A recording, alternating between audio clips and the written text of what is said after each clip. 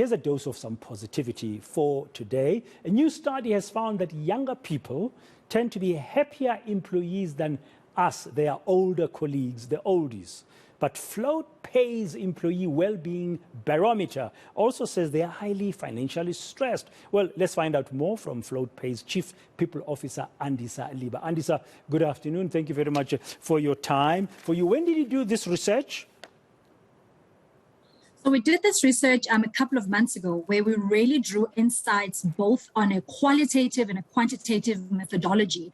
And I guess it was to survey South African workers who represent, I think, a broad demographic in terms of age, gender, ethnicity, province, as well as monthly household income, so, to help us, get a true reflection on the state of the economy. So younger employees are generally happier at work. Is that true? Well, according to our insights, it is true. But I think to what you alluded to earlier, they definitely are financially stressed. And I suppose the key here to understand is what is important to young workers, in order to prevent them from experiencing some of the dissatisfaction that the rest of us are feeling down the line. So what would drive that sense of well-being, of happiness among South Africa's young employees? What are these factors? Sure. I think what came up quite prominently in that study is that there is a sense and a need around, the sense on high belonging teams. And I guess if you flesh that out, it's speaking to a sense of camaraderie. So they want to be in high performing teams, but they want to have a sense of belonging where they are fully accepted, right? So where we're prioritizing inclusivity, individuality, and I like looking at all of these factors also through the lens of diversity, equity, and inclusion. And I guess for employers to start curating programs that speak to that and create and foster that environment. Yeah, but with financial stress, as we've already mentioned, the young employees, like everybody, they'll also need support. Otherwise, productivity will go down. And you're absolutely right. And I suppose that's the space we play in, right? And I think, providing the right tools and I think the right kind of knowledge repositories, because I think at the crux of it, we've got to look at this thing from a long-term perspective.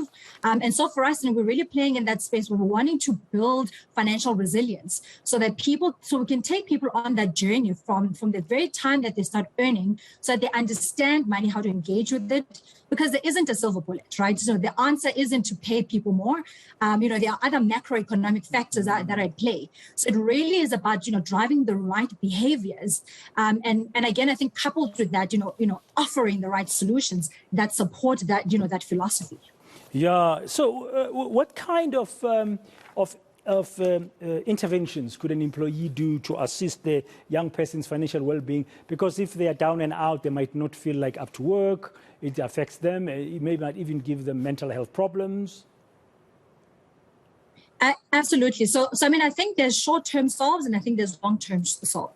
I think from a short-term perspective is really kind of, looking at compensation models, through a very progressive lens by offering, things like early wage access where, people are able to access a portion of their money to build that bridge between, when things get really tough and the rubber hits the tar. Because what we do know is that 78% of South Africans don't make it through a pay cycle without needing to lend money either from imashonisa or otherwise those that are operating from a place of privilege, doubling down on the credit facilities that they have at their disposal. So I think for the broader, South Africans, it's important that I think we relook completely at compensation models. So I think early wage access is a very important part of that journey. And I think, Yeah, well, it's just one of those aspects, Andisa. Thank you very much for sharing with us some of your thoughts and some of the insights coming out of your recent research. That's Andisa Liba from fintech startup Float Pays, telling us about some of the findings in a survey about young people and how they feel about their particular current work environments. I'll have